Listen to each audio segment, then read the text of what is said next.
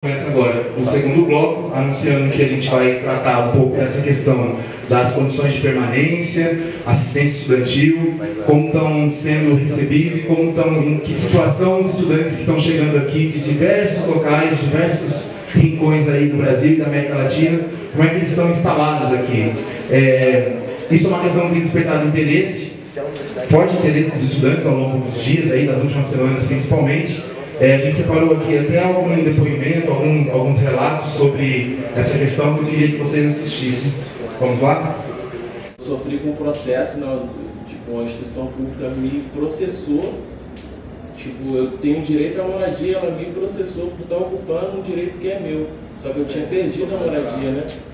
Aí aconteceram vários, em 2012, uma galera, foi assim, uma das maiores evasões da Unila, talvez em 2012.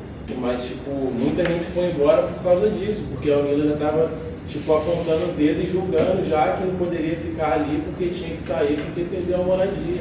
Em 2 anos, com a polícia batendo na minha porta, com o oficial de justiça batendo na minha porta, falando que eu tinha que sair, tá ligado? Fiquei esperando 8 meses, o cara veio aqui e bateu, depois desses 8 meses, passou 4 meses infernais de um cara na sua porta pedindo para você se retirar, porque você não pode morar aqui porque te processaram, você não pode ocupar um espaço que é seu, obviamente, né? Sou estudante matriculado, tá ligado? A gente conta com a presença aqui do Rafael Clabondi, que foi anunciado aqui como a pessoa que tem organizado a Atlética Unila, aqui, junto com diversos estudantes esportistas que querem aí criar, também lutam por infraestrutura, sobretudo por esporte aqui na universidade. O Clabondi, ele é morador da moradia estudantil, moradia 1, e eu queria que então o Clabondi lançasse aí uma provocação aí para as chapas. Quando a gente discute assistência estudantil, na lógica pelo menos com a qual a gente tem visto esse debate acontecendo na universidade, né? Às vezes a gente vai para o debate legalista, pega o PNAES, bota debaixo do braço, fala da cartininha e vê na prática muitas vezes a demanda colocando por baixo os diálogos de retórica que resolveriam esses problemas. Por que eu acho que a galera, por exemplo, está mais fomentando esse debate? Porque eles têm necessidade de comer. Ontem a galera, anteontem, estava reunida na Moradia 1 para fazer um almoço, porque tem aí um atraso, né, que não caiu o subsídio da galera que recebe, né, e ainda tem outros que não têm essa perspectiva, porque eles não têm o auxílio, como eu também não tive. Eu nem gosto dessa palavra beneficiário, tá? É um direito conquistado, não foi de graça, foi com muita luta. É um orçamento muito limitado, na minha opinião. Nós praticamos esporte, a gente não consegue se alimentar com R$300. A gente pediu para a nutricionista da universidade explicar para a gente como que com R$300 a gente conseguiria manter o nosso treino, enfim, raciocinar e estudar, né? Ela estava preocupada com o restaurante universitário. Agora nem com isso ela está mais, tá? De licença. Então é complicado, dentro dessa perspectiva, a gente discutir assistência. Eu quero que, se possível, passe para além disso. Os outros cursos aí que foram ampliados nem vão abrir conforme iam esse ano, porque não tem condição. E cada vez o que a gente vê na prática é isso. Se planeja algo que dentro da realidade não cabe. E eu espero que vocês saiam dessa utopia e entrem para o debate da realidade nesse bloco e façam isso também fora desse espaço de debate que eu valorizo, por isso a gente está aqui. Valeu, Clabondi. Eu queria aqui começar pelo Guilherme Cardim. Quais as suas impressões a respeito dessa questão e como você pretende, através aí da sua chapa, lutar para superar esse problema aí enfrentado por grande parte dos estudantes aqui da Unila? Eu compreendo que esse problema de assistência que nós estamos passando, e não é um problema de hoje, nós já passamos há algum tempo, ele é uma luta de categoria. Ele é uma luta que precisa de muita união. Precisa muita união dos estudantes. Em diversos momentos na história do movimento estudantil da Unila, os estudantes mostraram muita força para lutar por demandas de assistência estudantil e demandas do gênero. No contexto da assistência estudantil, a Unila está num panorama extremamente delicado, na minha opinião. Por exemplo, os 11 milhões que ela recebe anuais para assistência estudantil, eles são todos os 11 milhões são exclusivamente dedicados à assistência estudantil não, a alimentação, a moradia e a transporte. Não tem nenhuma previsão desse orçamento para esporte. Não tem nenhuma previsão desse orçamento para outros programas do PNAES, que é esporte, cultura, lazer. Então, pelas necessidades que a Unila se compõe, o orçamento acaba indo exatamente para isso. O PNAES não existe em nenhum momento dentro do PNAES, dentro da lei do PNAES, dentro do projeto, alguma palavra ou frase que abra para os estrangeiros. O projeto ele se apresenta como para brasileiros, mas ele não limita. Então, nesse sentido, a UNILA, enquanto universidade, que tem uma proposta inovadora dentro do cenário das universidades federais, ela atua de uma maneira na brecha. Eu volto a repetir a proposta de Chapa. Nós acreditamos que essas demandas elas têm que ser levantadas e essas demandas elas serão representadas por nós, caso eleitos, na UNE. Nós iremos ver de qual maneira lá nós podemos buscar por essas demandas e buscar melhorias. Antes de passar aqui a palavra para o Matheus, eu queria que a professora Tereza fizesse uma provocação aqui a respeito desse tema, porque mais pessoas querem falar, a professora quer falar, então vamos lá, Na Tereza. verdade, nós duas, eu vou dividir com a Sueli. A É que agora que Tereza eu aprendi a provocar, eu vou provocar, então. Vocês estão falando de assistência estudantil, vocês sabem que quando a gente vai lá para Brasília representar a UNILA, tem um desafio sempre, de que a UNILA e a Unilab são consideradas universidades especiais, que tem o maior, estou provocando as chapas, tem o maior, né, em termos de assistência estudantil, é considerada, né, que tem mais recursos. Quando a gente vai para lá também na categoria dos professores, eu fui representante dos docentes na greve, a UNILA era sempre vista como a universidade que tem mais atenção do governo, tem mais projetos, a gente tem mais bolsa de iniciação científica, mais bolsa de pesquisa. Como é que vocês vão para lá defender assistência estudantil, sendo que essa universidade é considerada uma universidade que tem status especial dentro do plano federal?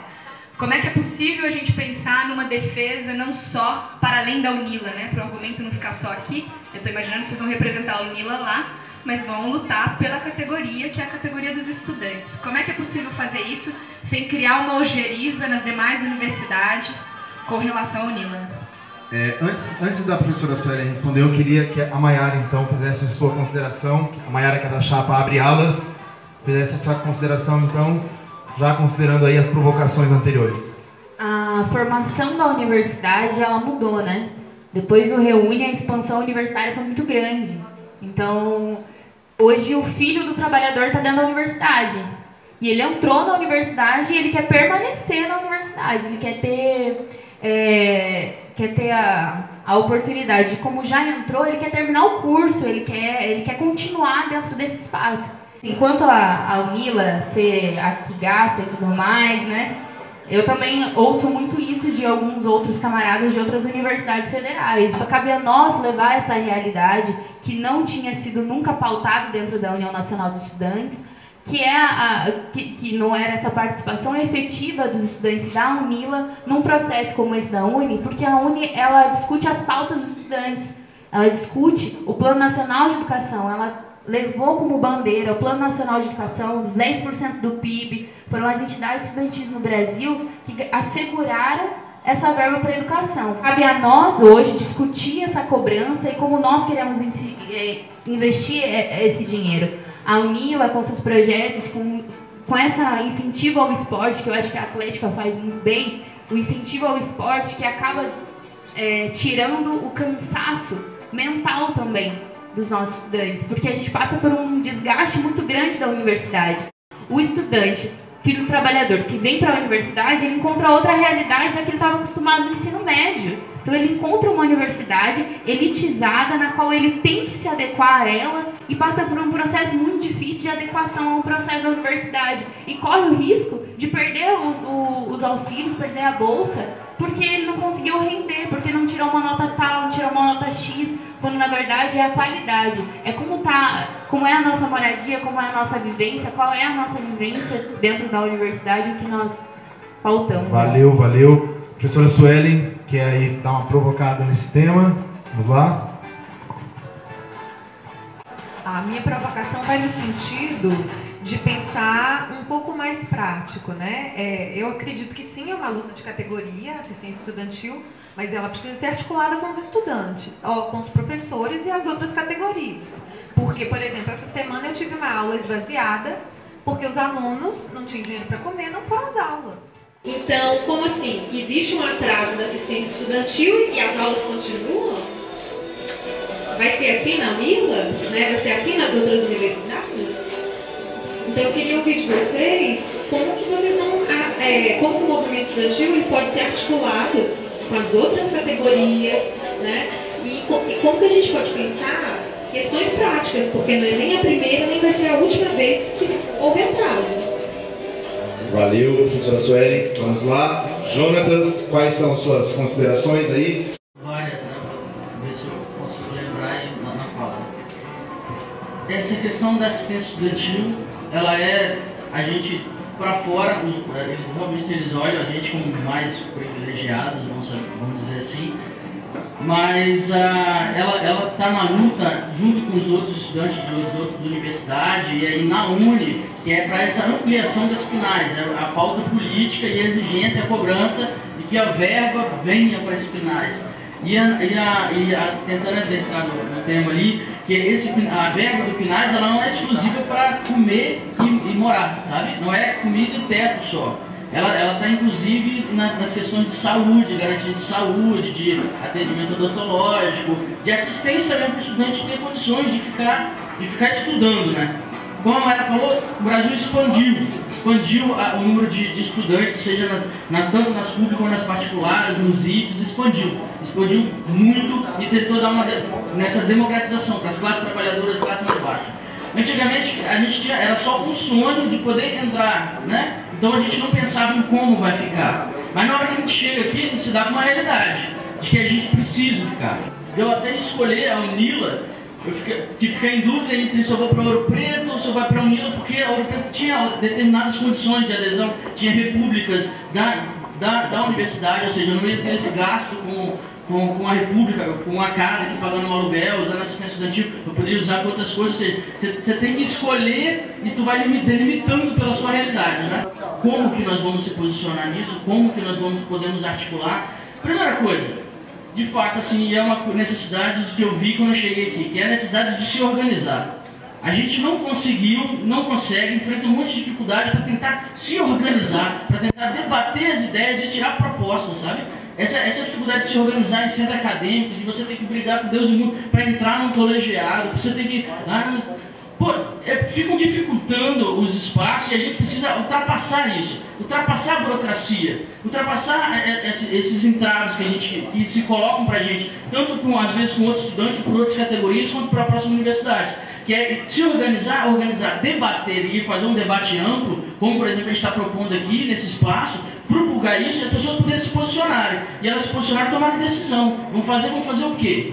Mas vamos fazer junto e vamos construir, entendeu? Ou seja, é a questão da organização. A gente, enquanto estudante, precisa se organizar mais, precisa estar construindo nossos centros acadêmicos, precisa estar construindo nossas entidades gerais, os nossos diretórios, a gente precisa ter instâncias de debate, fazer jornadas, fazer o congresso nosso do estudante, e está pautando junto com as outras categorias. E é nesse sentido, na questão do PNAES, da gente estar se organizando e se projetando enquanto UNILA para a universidade, a União Nacional de Estudantes, de pautar lá também as nossas demandas específicas. Porque lá são estudantes, são mais de 6 mil delegados, 7 mil delegados, representando quantos milhões de estudantes, sabe? Ou seja, a força dessa entidade em pautar o governo, e ir para a rua, e ocupar os espaços, e fazer intervenções, e estar em todo lugar é muito grande. E esse espaço a gente precisa estar lá. Para a UNE poder também tomar essas demandas quando deram, que são estudantes no Brasil. A UNE representa todos os estudantes no Brasil e não só brasileiros. E aí nesse sentido, de estar organizado, e lá em cima também estar organizado nacionalmente, pautando com o Andes, ou com qualquer outra categoria dos trabalhadores, dos técnicos, a gente está inserido nisso e pautando. E tomar postura mesmo, tomar decisão, sabe? Sobre essas questões do problema de saúde, eu citei a questão da UNILA não se posicionar, mas os estudantes se posicionaram, a gente está organizado, se posicionando, nós fomos lá na Câmara de Vereadores, exigimos, nós abrimos um processo conjuntamente, um processo coletivo com os caras, a gente precisa estar organizado, a gente precisa dar vazão para isso, sem a organização a gente não vai chegar. Valeu, Jonatas, da chapa É Pra Mudar a UNE. Vamos lá, passando a palavra aqui para o Matheus, da chapa Construindo a UNE ao CLAI na UNILA. Não se esqueça, hein, gente, no dia de votar. Eu acho que é muito pertinente o que a professora falou em razão da prática, em razão de como, as duas falaram, em razão da prática, como a UNILA vai ser vista pelos estudantes. Nós somos representantes das nossas dores. Essa chapa é composta por maioria de estrangeiros, pauta mais propostas estrangeiras para conseguir chegar na UNE e na UCLAI, Então, se alguém vier falar que qualquer pessoa quiser debater e falar que a Unila é privilegiada, olha, eu vou falar, eu tô com fome. Me diz onde eu sou privilegiado. Se alguém for dialogar comigo, olha, a Unila é privilegiada, reveja seus conceitos de privilegiado, parça, porque não é assim, entendeu? E não é assim comigo, não é assim com o Jonathan, com a Mayara, não é assim com os hispanos, com os haitianos, com todo mundo. É diferente. Essa conexão assim, com os professores, nós somos muito a favor também, mas primeiro tem que acontecer a organização dos estudantes. Porque pagar R$8 de almoço que você vai comer aqui não é assistência estudantil. Não é você trazer o universitário, trazer o cara que pô, se matou para entrar, porque é difícil entrar na universidade, é muito difícil. Eu só estou aqui, estou em outro estado, porque as universidades do meu estado são classistas, racistas e principalmente elitistas. Em que eu sou de São Paulo, eu sou de São Paulo, em que não se tem uma abertura ampla. Pô, na USP está se discutindo agora cotas de negros. Pô, cara. Antes de encerrar o segundo bloco, que a gente conta aqui, inclusive, no nosso cenário, com a beleza aqui da feira Vida Sustentável, que é uma realização aqui da Associação de Agricultura Familiar de Foz do Iguaçu. Já aproveito aqui para iniciar a presença deles. E embelezando aí no nosso cenário. Toda quarta aqui no PTI.